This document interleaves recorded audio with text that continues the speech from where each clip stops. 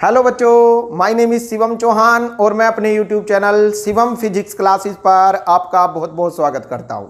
बच्चों, हमारा चल रहा है चैप्टर नंबर 4 संधारित्र और पैरावैद्युत। इस पूरे पाठ की हमने थ्योरी करा दी है, सारी समरी लिखवा दी है, आपको पूरे पाठ का रिवीजन भी करा दिया है और अब इस पाठ के चल रहे हैं न्यूमेरिकल्स की अब तक हम 2 वीडियो आपको दे चुके हैं जिसमें हमने क्वेश्चन नंबर 20 तक करा दिए हैं। आज हम क्वेश्चन नंबर 21 से स्टार्ट करने जा रहे हैं। जो न्यूमेरिकल हम करा रहे हैं ये नगीन प्रकाशन कुमार मित्तल के क्वेश्चन है पहले, ठीक है। इसके बाद हम एनसीईआरटी की बुक से वे क्वेश्चन कराएंगे जो इसमें नहीं है, ठीक है। ये सारे जो न्यूमेरिकल करा रहे हैं इसकी एक्सरसाइज की पीडीएफ इसी वीडियो के डिस्क्रिप्शन बॉक्स में मिलेगी, वहां से उसे डाउनलोड कर लेंगे, ठीक है। तो ये सारे क्वेश्चन आपको वहां पर मिलेंगे। अनसोल्व क्वेश्चन सोल्व यहां पर करा रहे हैं और जो एक टाइप के क्वेश्चन है वे हम आपको करने के लिए दे रहे हैं। उनमें से अगर कोई क्वेश्चन नहीं होता तो उसको आप कमेंट बॉक्स में जरूर पूछेगा, जिससे अगले लेक्चर में हम उसको करा दें, ठीक है बच्चों। तो आइए स्टार्ट करते हैं। क्वेश्चन नंबर 20 तक हमने पिछले लेक्चर में करा दिए थे, आज 21 से देखेंगे। एक समांतर प्लेट वायु संधारित्र की प्लेटों का क्षेत्रफल 100 सेमी स्क्वायर है। देखिए, प्लेटों का क्षेत्रफल, संधारित्र की प्लेटों का क्षेत्रफल represent A is equal to 100 centimetre square है। इसकी प्लेटों के बीच की दूरी रिप्रेजेंट बाई डी 5 मिलीमीटर है, ठीक है बच्चों। इसकी प्लेटों के बीच बैटरी द्वारा 300 वोल्ट का विभवांतर लगाया गया। V बराबर 300 वोल्ट का विभवांतर लगाया गया। बैटरी को हटाकर प्लेटों के बीच का स्थान एबोनाइट के बराबर 2.6 से भर दिया जाता है। देखिए, स्टार्टिंग में जब बैटरी जो जुड़ी है तो इसकी प्लेटों के बीच वायु है और वायु संधारित्र का जो विभवांतर होता है बच्चों उसको लिखते हैं V नोट से। जैसे आपको पता होगा, मैंने पाठ की थ्योरी में पढ़ाया था कि अगर संधारित्र की प्लेटों के बीच वायु है तो धारिता लिखी जाती है, धारिता C नोट से, ठीक है। और पैरावैद्युत माध्यम में धारिता C से लिखते हैं। ऐसे विभवांतर अगर निर्वात में या वायु में विभवांतर है तो V नोट से लिखेंगे, अगर पैरावैद्युत माध्यम का विभवांतर है तो उसे V से रिप्रेजेंट किया जाएगा, ठीक है। तो इस बात का ध्यान रखना है। क्वेश्चन में कहा है जब वायु संधारित्र है तो उसकी प्लेटों के बीच का विभवांतर 300 वोल्ट है। फिर बैटरी हटाई, ठीक है। बैटरी हटाकर इसकी संधारित्र की प्लेटों के बीच, इस बात को हम लिख देते हैं बैटरी हटाकर। देखिए, मैं इस पर जोर क्यों दे रहा हूं बैटरी हटाकर। बैटरी हटाने का मतलब यह होता है कि जैसे ही बैटरी हटाएंगे अर्थात चार्ज जो है वो आगे बढ़ना जो है बंद हो जाएगा। अर्थात जितना चार्ज जो संग्रहित हो चुका संधारित्र की प्लेटों के बीच वो अब कांस्टेंट हो जाएगा, क्योंकि बैटरी हटा दी है। जब बैटरी हटा दी अर्थात उसे चार्जिंग अब हम नहीं कर रहे हैं, तो जो आवेश है वो नियत हो जाएगा। तो बैटरी हटाने का मतलब यह है आवेश कांस्टेंट हो गया। बैटरी हटाकर कोई संधारित्र की प्लेटों के बीच कोई पैरावैद्युत भर दिया, ठीक है। और जो पैरावैद्युत भरा उसका पैरावैद्युतांक को बच्चों K से लिखते हैं, 2.6 दिया है, ठीक है। पैरावैद्युतांक 2.6 भर दिया जाता है। ज्ञात कीजिए प्लेटों के बीच नया विभवांतर कितना होगा। बच्चों, मैं बताना चाहूंगा ऐसे क्वेश्चन बहुत पूछे जाते हैं, ठीक है। वायु संधारित्र का विभवांतर दे देगा और पैरावैद्युत माध्यम का विभवांतर आपसे पूछेगा। तो ये निकालने के लिए सभी बच्चों को याद होगा, मैंने कल भी एक न्यूमेरिकल कराया था, कल वाले वीडियो में। उसमें बताया था कि जो पैरावैद्युत माध्यम में जो धारिता होती है C, पैरावैद्युत माध्यम की धारिता C वो निर्वात में धारिता की K गुना होती है, अर्थात पैरावैद्युतांक गुना होती है। C बराबर होता है C नोट गुना K। अब मैंने अभी बताया बच्चों, क्योंकि बैटरी हटा दी है अर्थात आवेश नियतांक होगा और धारिता का सूत्र होता है C is equal to Q upon V। तो देखिए यहां पर हो जाएगा बच्चों Q upon V is equal to, यहां पर हो जाएगा Q upon V naught into K। बच्चों देखिए Q कांस्टेंट है क्योंकि बैटरी हटा दी। बैटरी हटाने का मतलब आवेश जो संधारित्र ने संग्रहित कर लिया था वो बैटरी हटाने के पश्चात नियत रहेगा, जो पहले था वही बाद में रहेगा। तो देखिए Q ही रखा है हमने आवेश, ठीक है। C बराबर Q अपॉन V और यहां पर C note Q upon V note हो गया, पर Q नोट नहीं आया क्योंकि आवेश नियतांक है। तो ध्यान रखिएगा, इसे बार बार बताया मैंने। Q से Q कैंसिल हो गया बच्चों, तो ये आ गया आपका V is equal to K upon V naught. V is equal to नहीं, 1 upon V is equal to K upon V naught. ठीक है बच्चों, हमें क्या निकालना है, हमें चाहिए V। तो V निकालने के लिए इसको उल्टा कर दो बच्चों, यहां करा देता हूं बेटे, इसलिए V इज इक्वल टू हो जाए, देखिए ये 1 अपॉन V है, हमें निकालना है V, तो V इज इक्वल टू उल्टा कर देंगे V नॉट अपॉन K, अर्थात V is equal to, value रखिए बेटा, V नॉट की वैल्यू क्वेश्चन में दी है 300 अपॉन K की वैल्यू क्वेश्चन में दी है 2.6 पैरा विद्युतांक। 2.6 से 300 को भाग दे देंगे तो ये आ जाएगा 115 वोल्ट। अर्थात तात्पर्य यह हुआ कि जब संधारित्र की प्लेटों के बीच वायु के स्थान पर पैरावैद्युत माध्यम रख देंगे तो विभवांतर कम हो जाएगा। कितना हो जाएगा?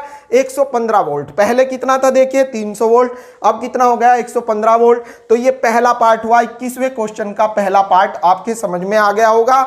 एक बार फिर देखिए, क्वेश्चन में कहा है बच्चों, एक संधारित्र की प्लेटों का क्षेत्रफल 100 सेमी स्क्वायर है, इसकी प्लेटों के बीच की दूरी 5 मिलीमीटर है, इस संधारित्र की प्लेटों के बीच वायु है और विभवांतर जो है इसकी प्लेटों के बीच वो 300 वोल्ट है।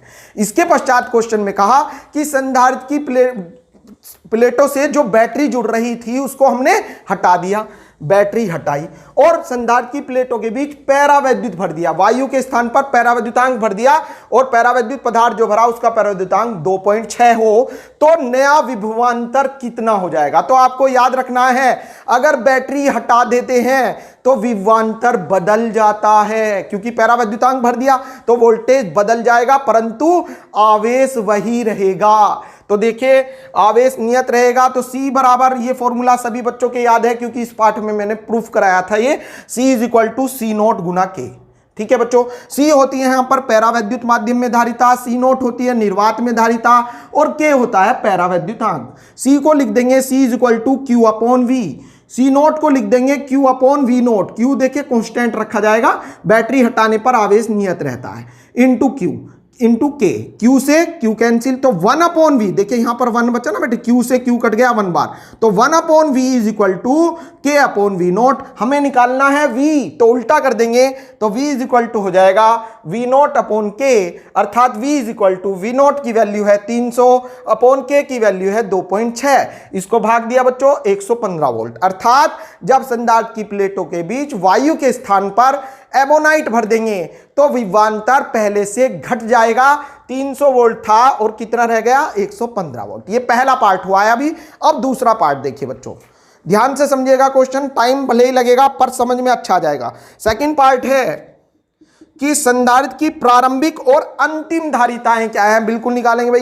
प्रारंभिक धारिता मतलब जब प्लेटों के बीच वायु थी तो धारिता कितनी थी, फिर जब एबोनाइट भर दिया तो धारिता कितनी है। तो इसके लिए धारिता का जो फॉर्मूला होता है, संधारित्र की धारिता सबके याद है, प्रूफ करा रखा है बच्चों मैंने, C is equal to K epsilon naught A upon D, ये होती है भाई।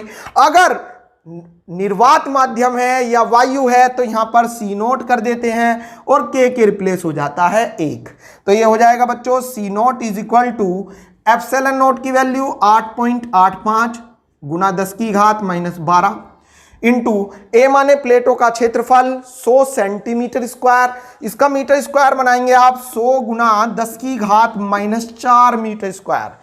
देखिए 100 सेमी स्क्वायर, 1 सेमी में 10 की घात -2 मीटर, यहां पर हो रहा है स्क्वायर तो 10 की घात -4, तो ये हो गया बच्चों 100 गुना 10 की घात -4 मीटर स्क्वायर अपॉन D मतलब इसकी प्लेटों के बीच की दूरी 5 मिलीमीटर, इसका भी मीटर बनाइए, 1 मिलीमीटर में होता है 10 की घात -3 मीटर, ये है 5 मिलीमीटर, तो ये हो जाएगा बच्चों 5 गुना 10 की घात -3 मीटर।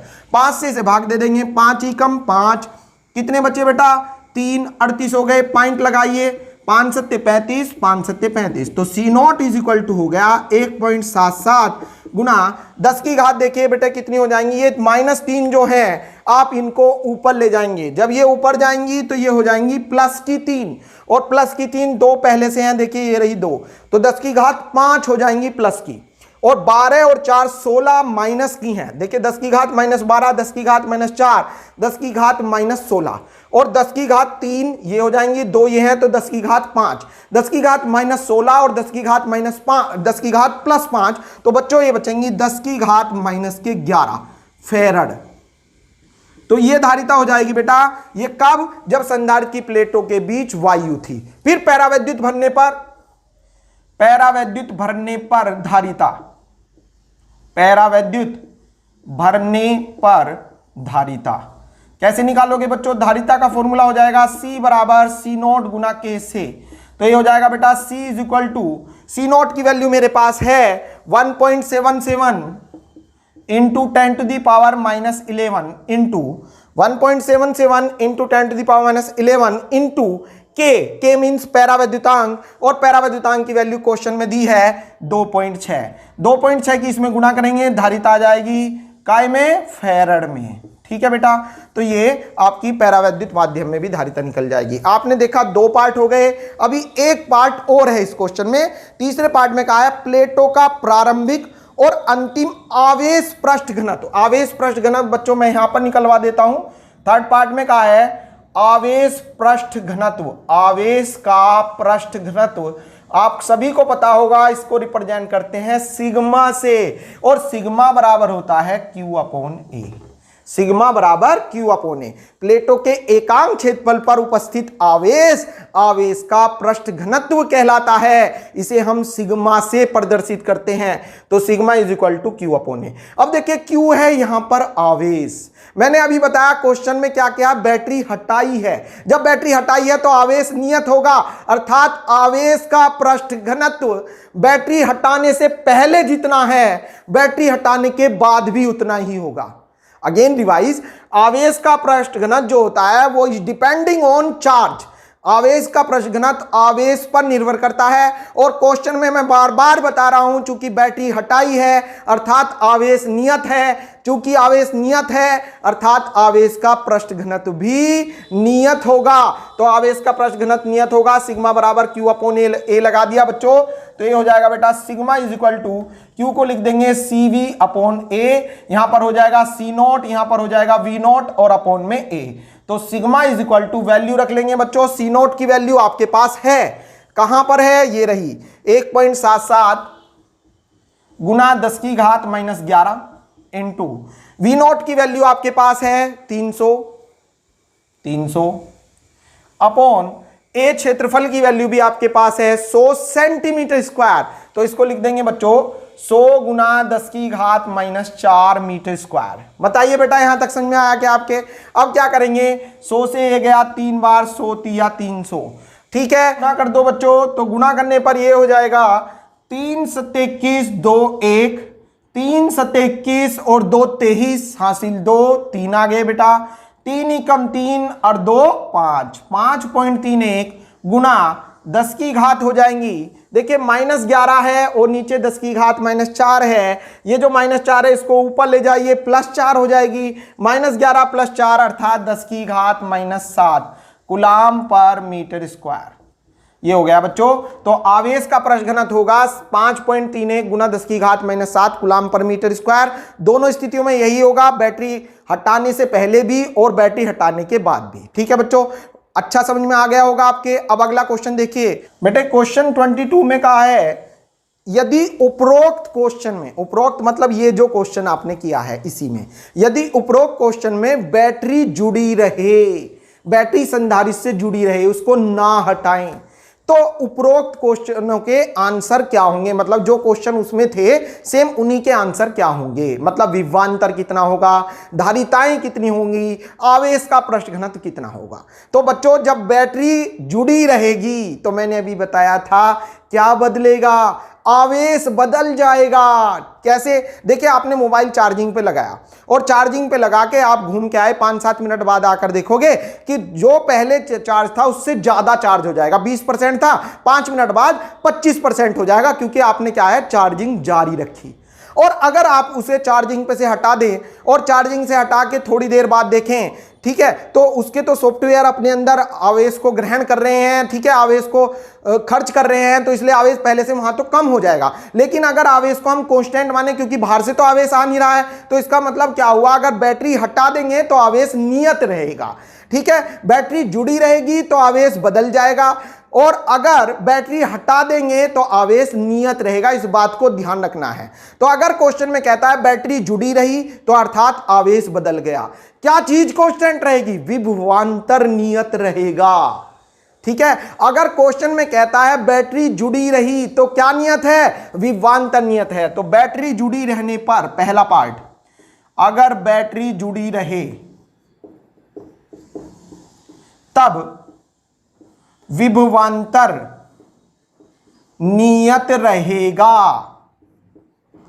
ये बच्चों ध्यान रखने वाली बातें हैं जो आपको कॉम्पिटिटिव एग्जाम में भी बहुत यूजफुल होंगी। किसी क्वेश्चन में कहता है बैटरी हटा दी तो आवेश नियत रहता है, विभवांतर बदल जाता है, बैटरी जुड़ी रही तो आवेश बदल जाता है, विभवांतर नियत रहेगा, विभवांतर नियत रहेगा। अर्थात कितना रहेगा, अर्थात नया विभवांतर V बराबर होगा जो पहले था, पहले कितना था, V नोट था, जब वायु जुड़ रही थी, वायु थी संधारित्र की प्लेटों के बीच, तो विभवांतर V नोट था, और V नोट की वैल्यू क्वेश्चन में दी थी कितनी बच्चों, 300 वोल्ट, ठीक है, क्वेश्चन 21 में 300 वोल्ट थी, तो यही इसमें विभवांतर होगा। सेकंड पार्ट में धारिताएं, भाई धारिता तो जो हमने अभी निकाली है C बराबर होता है K epsilon naught A upon D।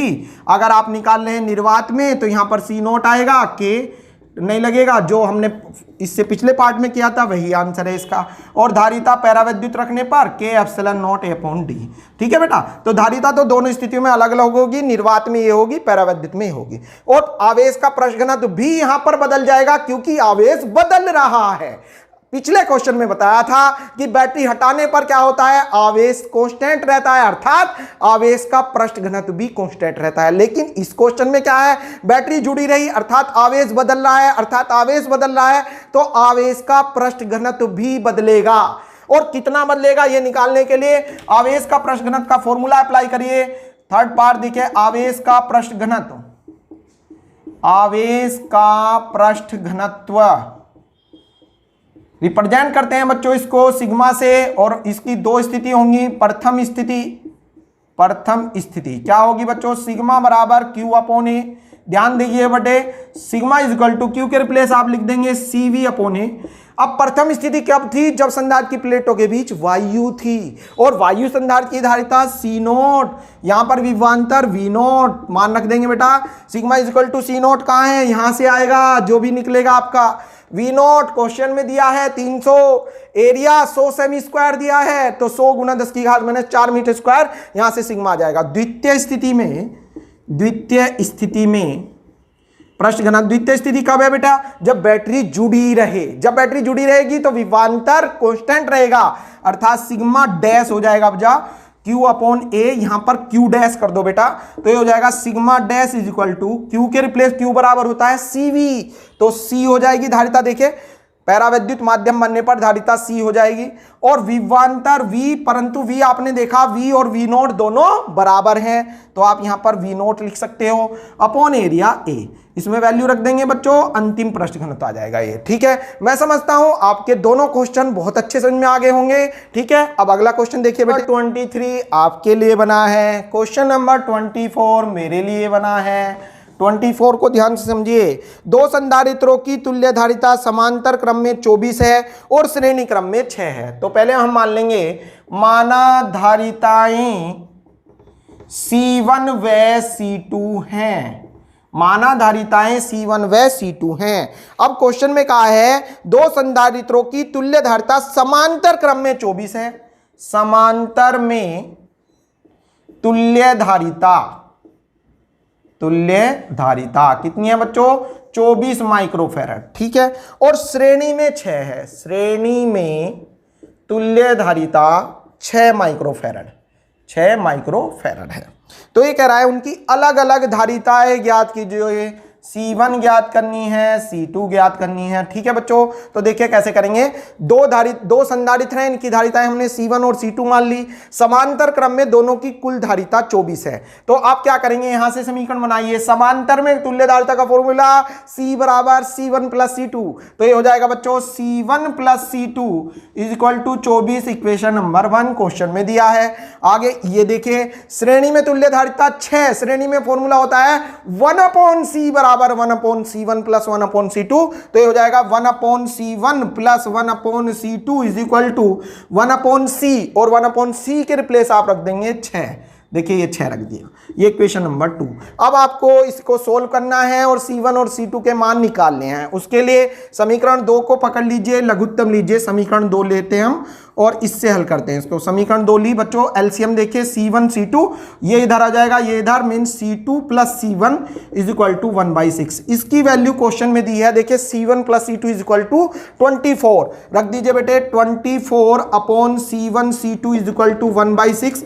Cross multiply कर दी तो C1 C2 बराबर 24 छिक्का 144, ये C1 C2 का मान होगा। ठीक है बच्चों, अर्थात दो संधारित्रों की का जो गुणनफल है, उनकी धारिताओं का जो गुणनफल है 144 है, और जो योगफल है वो है बच्चों 24।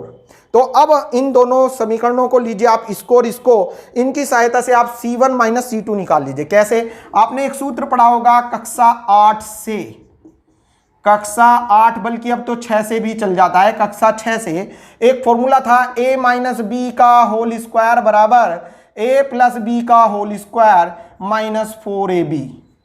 a माइनस बी का होल स्क्वायर बराबर a प्लस बी का होल स्क्वायर माइनस 4ab। इसको यूज करेंगे हम यहाँ। a के रिप्लेस हम लिखेंगे C1, b के रिप्लेस लिखेंगे C2। C1 माइनस C2 का होल स्क्वायर बराबर होता है C1 प्लस C2 का whole square minus 4C1 C2। तो बच्चों ये हो जाएगा C1 माइनस C2 का whole square is equal to, value रखे बेटे C1 प्लस C2 मेरे पास है, कितना है 24 है, 24 का वर्ग 576 माइनस 4 इंटू C1 C2 है 144। तो ये हो जाएगा बेटा C1 माइनस C2 का whole square is equal to 576 minus 4 के 144 में गुणा करेंगे, 144 चौका 576, 144 चौका भी 576। तो ये हो गया बेटा C1 माइनस C2 का whole square is equal to, इसमें से माइनस करा हमने, ये आ गया 0। तो ये आ गया C1 माइनस C2 बराबर, इसका होल स्क्वायर हटा तो 0 का वर्गमूल मीन्स 0। समीकरण नंबर 3 आ गई बच्चों, C1 माइनस C2 बराबर 0। समीकरण 1 क्या थी? समीकरण 1 ये थी C1 प्लस C2 बराबर 24, ये समीकरण 1 थी। जोड़ दो, जोड़ने पर जैसे ही आप इन्हें जोड़ेंगे C2 से C2 अपने घर चला गया, C1 प्लस C1 2C1 बराबर 24। तो 2 से इसे काट लो बच्चों, 2 से ये कट गया 12 बार, C1 is equal to 12 microfarad.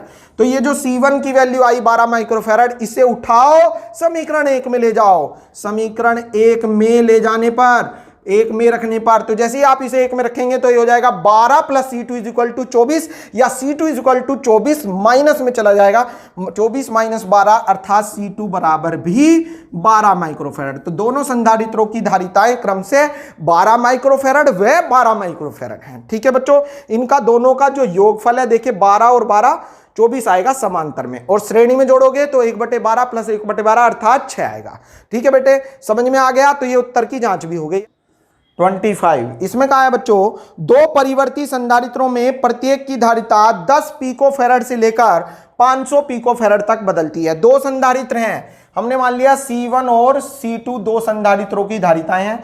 इनकी जो धारिता है वो 10 से लेकर 500 पिकोफेरड तक बदलती है। ये जो धारिता है इसकी परिसीमा 10 पिकोफेरड से स्टार्ट होकर 500 पिकोफेरड तक जाती है। इसका मीन्स ये है कि या तो दोनों की धारिता 10 है, या 10 से कोई ज्यादा 11, 12, 13 है, ठीक है, या फिर लास्ट परिसीमा 500 है। मतलब C1 और C2 या तो दोनों की धारिता 10 पिकोफेरड है, या दोनों की धारिता 500 पिकोफेरड है, क्योंकि क्वेश्चन में कहा है जो दोनों की धारिताएं 10 से लेकर 500 तक बदलती है, अर्थात या तो दोनों की धारिता 10 है, या दोनों की धारिता 500 है, या इनके कोई बीच में है। ठीक है बेटे, अब पूछा क्या है, क्वेश्चन में पूछा है बेटे आपसे 10 से 500 तक इनको संयोजित करके कम से कम और अधिक से अधिक कितनी धारिता प्राप्त कर सकते हैं।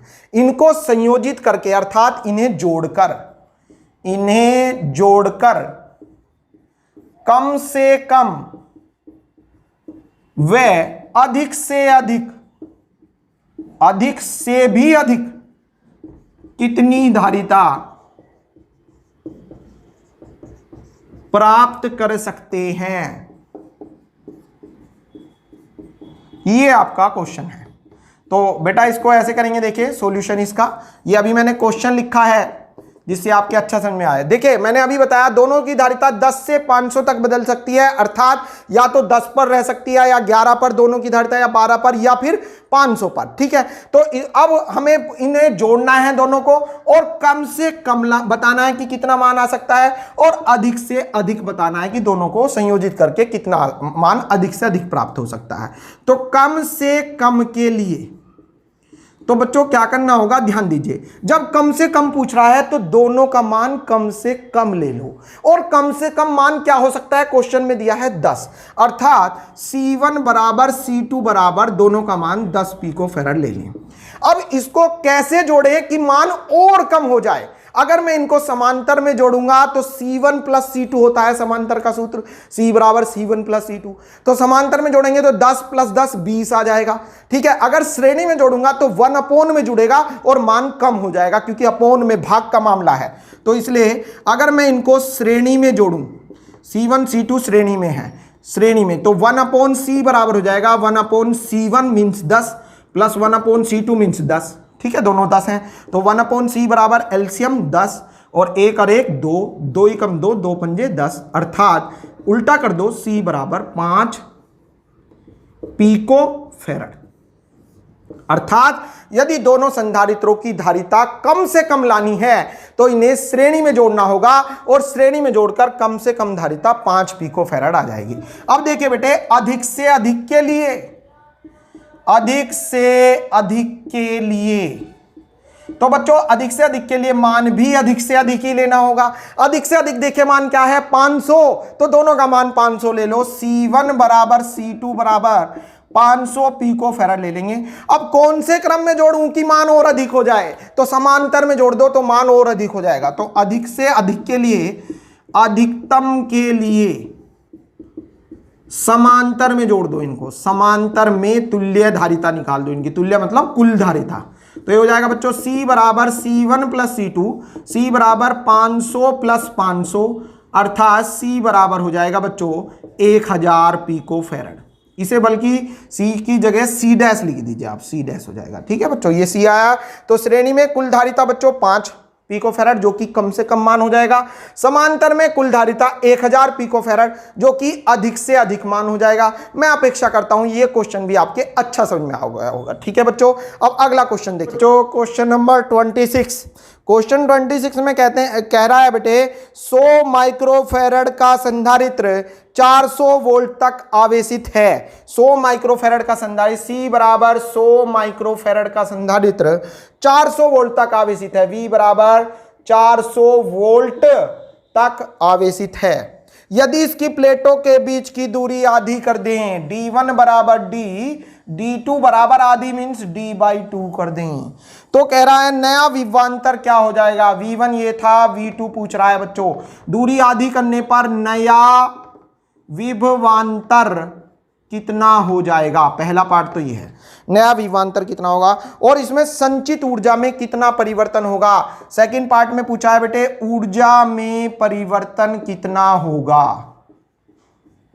अर्थात डेल यू। तो बेटा ये दो पार्ट हैं, एक संधारित्र है जिसकी धारिता 100 माइक्रोफैराड है, इसे C1 मान लिया। इसकी प्लेटों के बीच का विभवांतर 400 वोल्ट है। अब क्या करा, दूरी पहले से कम कर दी, आधी कर दी। तो जब दूरी कम कर देंगे तो पूछ रहा है नया विभवांतर क्या हो जाएगा, और दूरी कम करने पर, आधी करने पर ऊर्जा में कितना परिवर्तन हो जाएगा। तो इसके लिए पहले नया विभवांतर देखते हैं बच्चों। V1 ये है, V2 कितना हो जाएगा, पहला पार्ट देखेंगे। C का फॉर्मूला होता है संधारित्र की धारिता K epsilon naught A upon D, सबको याद है। C का ही एक और फॉर्मूला होता है, C बराबर Q अपॉन V। ठीक है, सबके याद है ये भी, क्योंकि इस पर बहुत न्यूमेरिकल हुए हैं। C बराबर Q upon V, basic formula है Q अपॉन V, और बराबर के epsilon not a upon D. अब बच्चों इससे आप देखिए वी डी से कैसे रिलेशनशिप रखता है। आप देखते हैं वी भी अपोन में आ रहा है और डी भी अपोन में आ रहा है, अर्थात दोनों भाई भाई हैं, अर्थात इनमें संबंध अनुक्रमानुपात हो जाएगा, वी अनुक्रमानुपाती डी। यहां से आप V2 निकाल सकते हैं आराम से, V1 अपॉन V2 बराबर D1 अपॉन D2 लगाइए। V1 की वैल्यू 400 वोल्ट, V2 हमें ज्ञात करना है, D1 D है, D2 D/2, D यहां रह गया 2 पर पहुंच गया, ठीक है, D2 D/2, D यहां रह जाएगा 2 पर चला जाएगा, D से D गया तो V2 इज इक्वल टू हो जाएगा बच्चों, इसको इधर ले आइए, ये इधर आ जाएगा, अर्थात 400/2, अर्थात V2 इज इक्वल टू 200।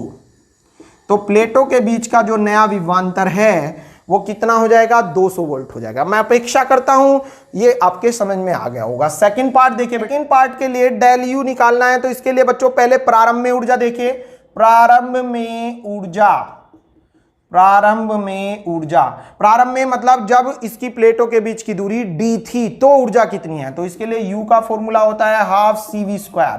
ये जब लगता है जब c दिया हो v दिया हो, ठीक है बेटे, यहां पर u1 कर दो, c1 कर दो, v1 कर दो और वैल्यू रख लो बेटा हाफ। c1 की वैल्यू क्वेश्चन में दी है 100 माइक्रोफेरेड, तो ये हो जाएगा 100 गुना 10⁻⁻⁶ फेरेड, और V1 देखिए 400 वोल्ट है, 400 का स्क्वायर है तो 400 का स्क्वायर हो जाएगा 4 चौक 16, 16 और 1 2 3 4, 4 जीरो हो जाएंगे बेटे। अब देखिए ये जीरो हो जाएंगी, 6 प्लस की 1 2 3 4 5 6, 6 प्लस की और 6 माइनस की खत्म, 2 अट्ठे 16, तो U1 इज इक्वल टू हो जाएगा 8 जूल ऊर्जा। ये प्रारंभ में थी, ठीक है, जब दूरी स्मॉल डी थी। फिर कहा है जब दूरी आधी कर दी तो ऊर्जा क्या हो जाएगी, तो सबसे पहले आपको देखना होगा दूरी आधी करने पर धारिता कितनी हो जाएगी, क्योंकि ऊर्जा का सूत्र हाफ CV² हो जाएगा C2V2²। तो V2 तो मेरे पास है पर C2 नहीं है, तो C2 निकालने के लिए C का D से संबंध लगाएंगे।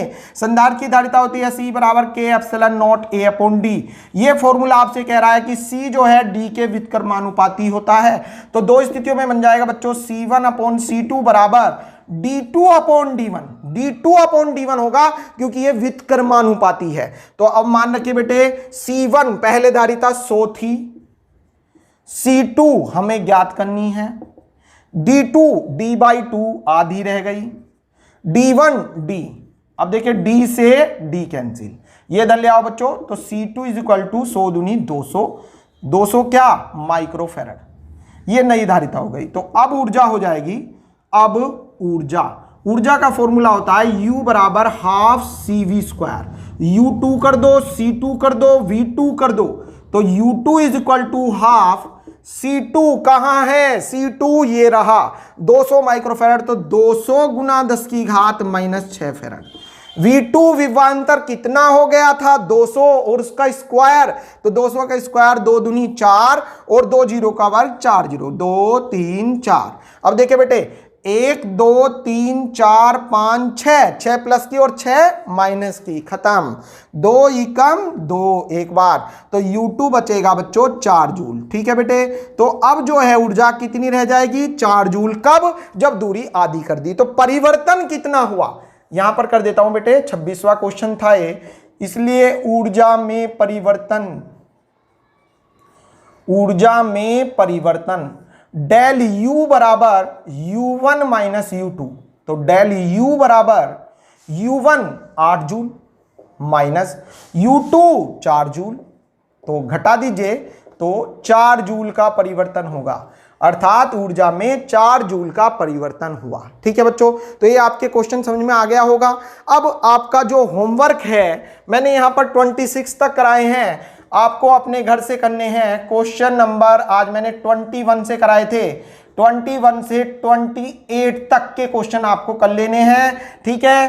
अब अगले लेक्चर में हम वे क्वेश्चन कराएंगे जो बोर्ड एग्जाम वालों के फेवरेट होते हैं, जो हर साल एग्जाम में आते हैं, परिपथ वाले सवाल, चित्र वाले सवाल, ठीक है। इस पार्ट के चित्र वाले सवाल, कुल धारिता निकालने के क्वेश्चन, अगर उनको आपने मिस किया, वे नहीं देखे आपने, समझे नहीं, तो आप जो है आगे कॉम्पिटिटिव एग्जाम में भी पछताओगे। तो इसलिए आप अगले 2 लेक्चर बहुत जरूरी हैं इस पार्ट के, उनको नहीं छोड़ना है, अच्छी प्रकार से समझना है। और जो मैंने यहां तक के न्यूमेरिकल करा दिए हैं ये सब आपको न्यूमेरिकल वाले रजिस्टर पर कंप्लीट कर लेने हैं। आज के लिए इतना ही बहुत है। Thank you so much.